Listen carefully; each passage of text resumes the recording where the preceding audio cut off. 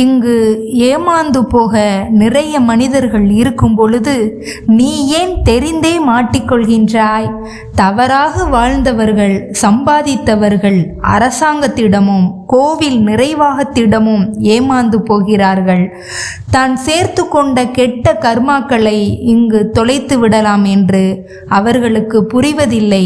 செயலின் விளைவு தண்டனையாக இனிமேல்தான் வரப்போகிறது என்று ஏமாற்றப்படுகிறோம் என உணர்ந்து அமைதியாக புன்னகைத்து கொடுத்து செல்வது பல கர்மாக்களை கரைய வைக்கும்.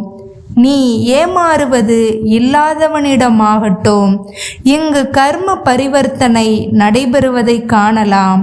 எந்த கர்மாவை கரைத்தாலும், எப்படி கரைத்தாலும் பிரம்மஹத்தி தோஷம் சேராமல் பார்த்துக்கொள். இறையே இறங்கி வந்து அழித்துவிடு என்று உத்தரவிட்டாலும் மறுப்பதே உன் கடமை. மனிதன் உருவாக்க பிறந்தவன், அழிக்க வல்ல. அவன் உருவாக்குவது நல்லதாக இருக்கட்டும். இறைவனும் சித்தர்களும் ஆசீர்வதித்து வழி நடத்துவார்கள்.